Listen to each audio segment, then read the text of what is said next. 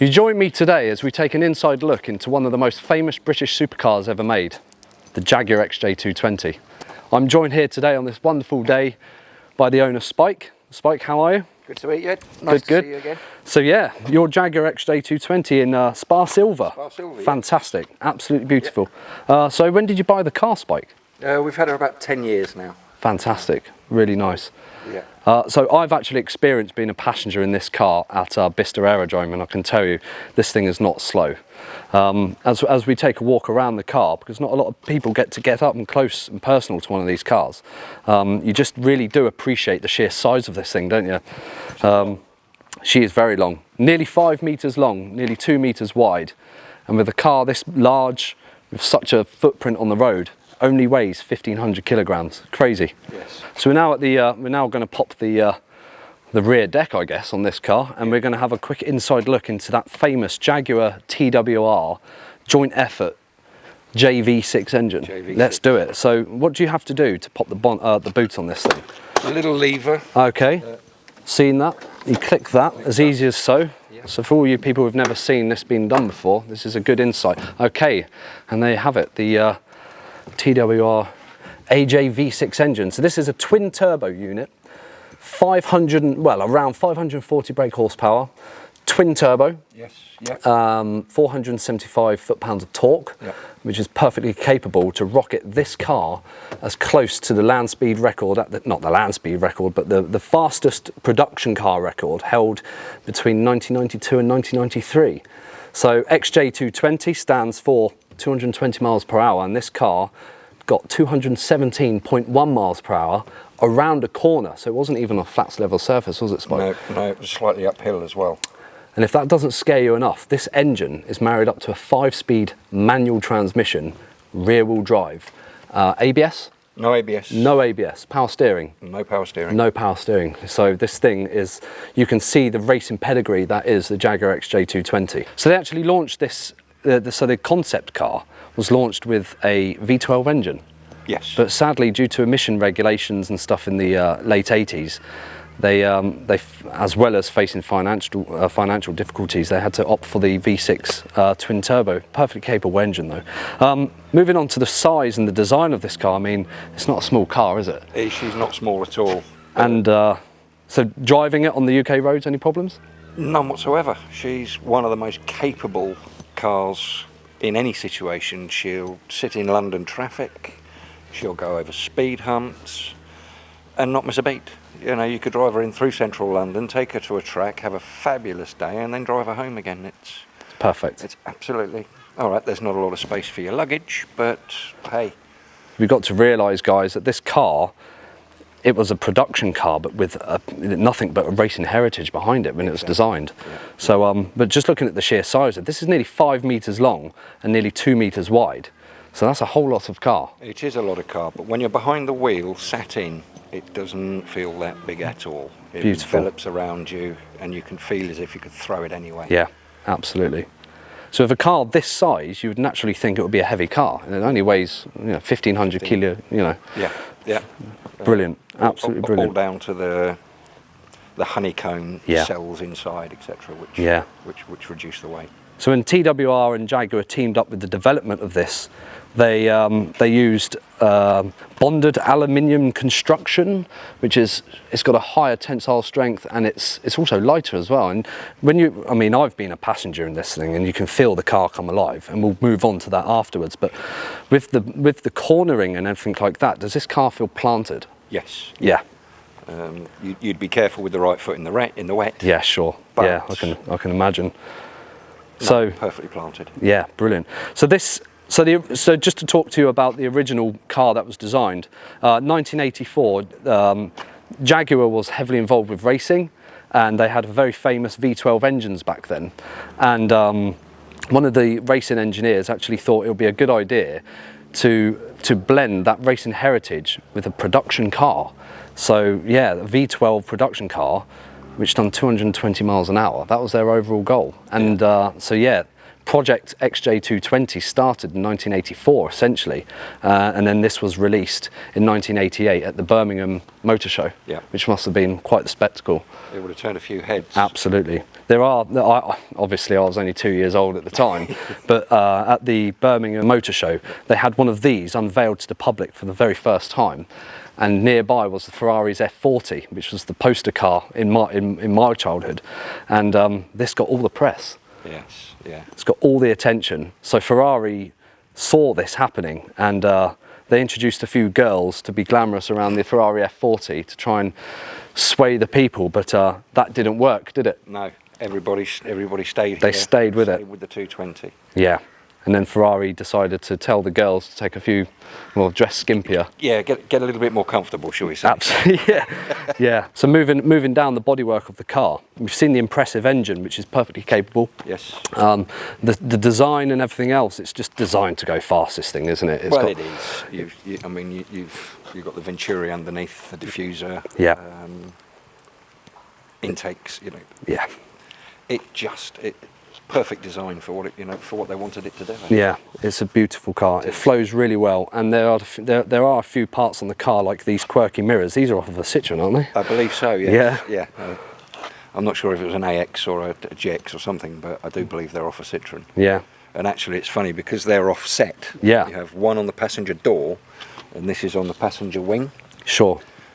I took this for an MOT. Yeah. With no driver door, and still passed. Wow. With an advisory that driver's door was missing. So there you go, guys. If you want to pass an MOT, you need to get yourself an XJ220. Especially no driver's door. Absolutely. So as we move around to the front of the car, we're greeted by these headlights. Now, do they pop up? No, they've got a pretty unusual opening system. Okay, well, we'll see how it works. Absolutely. So if they don't pop up, I wonder what they do. let's show our audience an XJ220's headlights. So there's Spike sitting in the driver's seat there, and he's turning on the systems, and there you go. Fantastic. Hydraulically operated. Wow.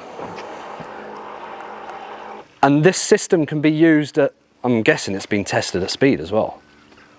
Do you know, I've not tested that myself, but I assume they must.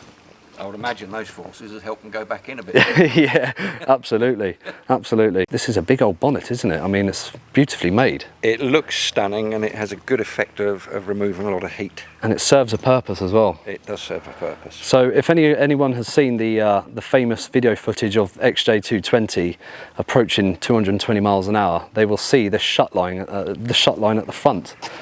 This line here, with the amount of forces on the car at those speeds, this actually moved to about an inch, was it? About an inch. There was an inch gap. Oh, incredible. I mean, that's scary stuff. So inside the bonnet of an XJ220 houses the cooling system. Cooling system, cooling fans. So inside the bonnet there, you've got radiator, 2 cooling fans.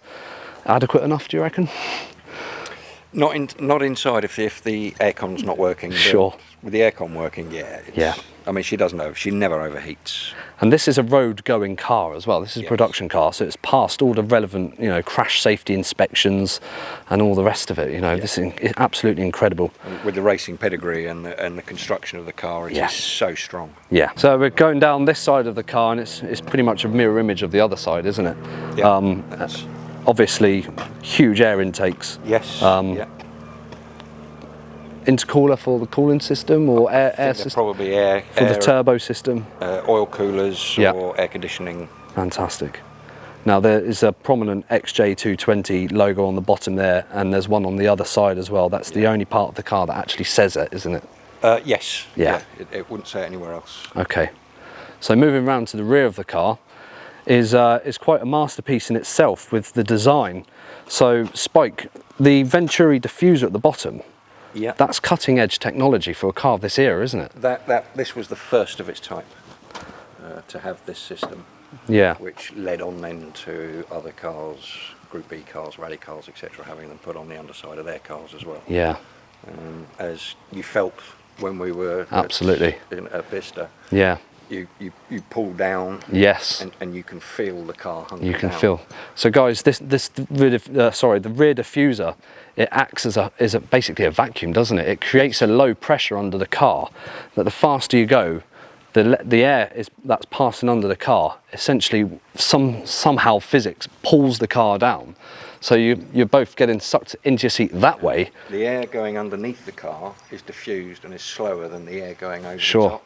So it's an airplane wing in reverse almost, which pushes you down. Pushes you down. To giving you lift. And you can feel it. And you feel it. You definitely can feel it.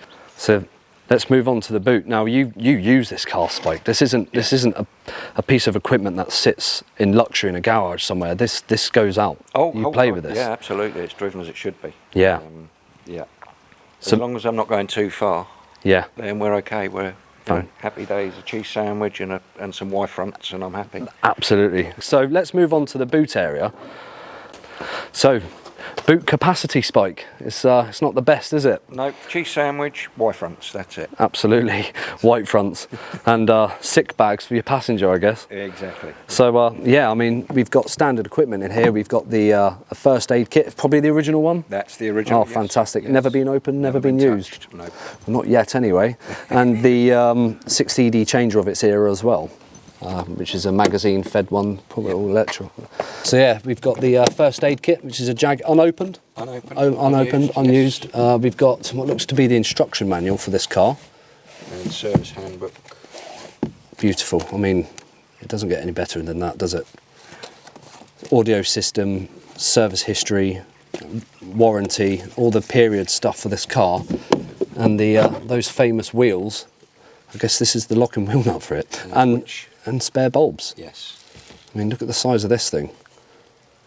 An average garage doesn't seem on much of these days, does it? I don't think. Now, I've noticed that there is an autograph or a signature under the boot lid. Tell me about that, please. So this is John Nielsen's signature. He was a test driver for XJ2 and he used to race 220s. Yeah.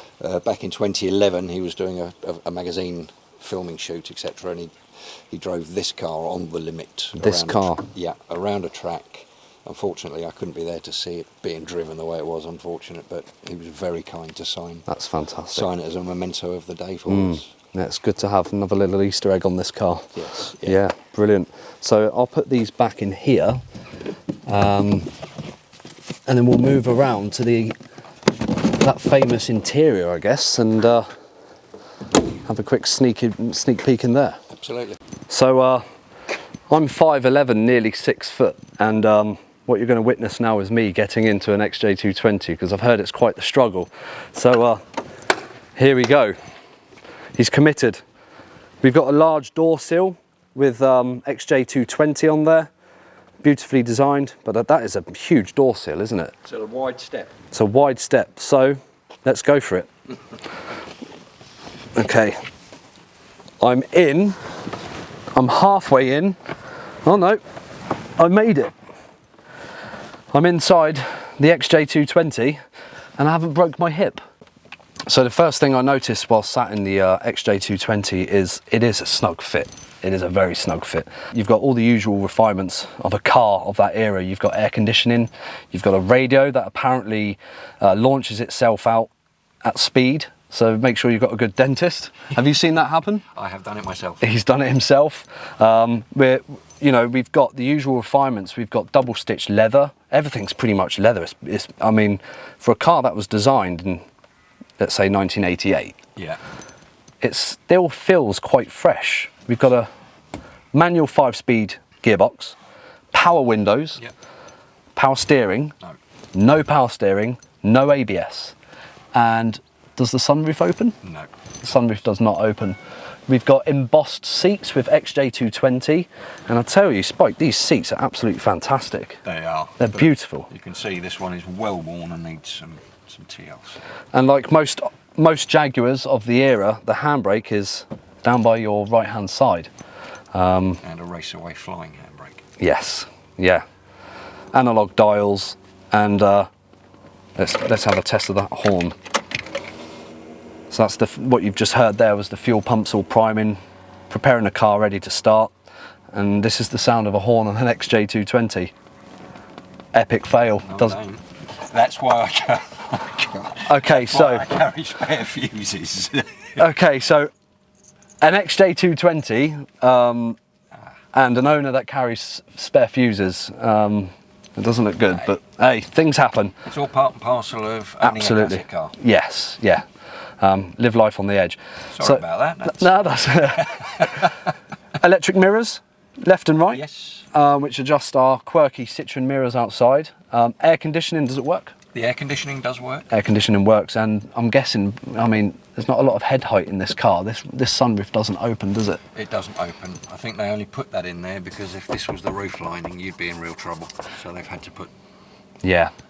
So this seat is as far back as it can go, with the bolsters and everything else. I mean, live life on the edge, guys. This is a serious bit of kit, but you need to realise what this car was designed for. It's almost like it's a racing pedigree, but it's usable as well. Yes. And there's no glove box. So storage wise in here, you've got pockets in the doors, and naturally where you'd see an armrest, this is where the gearbox tunnel is. Yeah, it's a so transmission tunnel. So there's nothing there, but they've been very kind to us and they've given us a leather flap in the back. So you can pop a sick bag in there, I guess, and a mobile phone. Easy reach. So, yeah, easy reach. And we've got embossed seats as well. It's really, it's a lovely place. And you do feel that 1980s, 1990s crossover in here. And it doesn't look old at all, does it? No. So moving on to the door here, this is quite a quirky design. It's double stitched surround leather, and it houses the instrument cluster. So we've got the battery voltage. Yes. We've got an analog clock of the era. I mean, I've seen that clock in plenty of Jaguars before. We've got the turbo boost gauge and a gearbox temperature gauge, and it's all there within perfect view of the driver.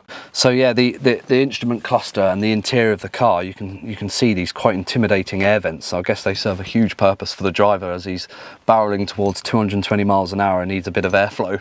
Yeah. The driver's got 1, 2, 3, 4. Surprisingly, the passenger's only got 2 vents. So yeah, puke bags and hold on for an adrenaline fuel thrill ride for the passenger, I think. Yeah. Let's fire this engine up and hear what it sounds like. I mean, it's a cold engine now, the famous Jaguar XJ220 engine. It sounds, well, I've heard them start before, and they sound a bit rough when they start. They sound a bit like a bag of bolts, but once they get up to temperature, it's harmony. So, standard key, over to 3. You can hear those fuel pumps priming the system. Yeah. It looks like it's ready to go, so check neutral, clutch is in. Now that's quite a firm clutch as well. It's a heavy clutch. And we're greeted with this bright red do not push symbol that I guess is the start switch. And there you go. So we've just fired up the XJ220, and the first thing that strikes you is the sound of a cold engine. It's very mechanical. Yeah, exactly. You can tell it's a racing pedigree. Yeah. Everything is finely balanced. Yeah. So a lot of the noise from this V6 twin turbo engine is from the exhaust. I mean, it's a very mechanical sound inside the engine bay. Yes. And you can almost hear the harmony of the mechanics working. Exactly. Yeah. You can hear the cams moving. You can hear the oil. It's definitely an experience in itself. Yeah, yeah, you can actually feel it. Yeah, yeah. And then when you come to the exhausts, then you can feel it in your chest. Yeah, yeah, sure. So this is the throttle cable on the top? Throttle cable, yeah.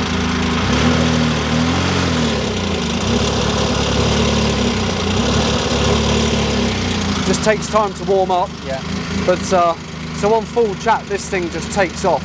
Yeah, when she comes up on cam, the frame changes, everything changes, really comes to life then. Yeah. Okay. So yeah, what an experience that was, Spike. Thank you very much. So yeah, that will I think we'll conclude after a good day. It's just started to rain as well, so we want to get this baby back in the garage and back on charge. You get washed now. Well, that's it. You get a free wash out of it. I hope you guys have enjoyed the video. There's plenty more videos like this to come, and yeah, what an experience. Thank you so much for showing us around your fantastic car. It's been an absolute pleasure. It's going to be approaching 30 years soon, so there's going to be a lot of press on this car next year, 2022, 1992. You can see what's going to happen, so I'm jumping at it early. But yeah, well guys, I'm going to conclude the video there. I hope you've enjoyed it, and I'll see you at the next one.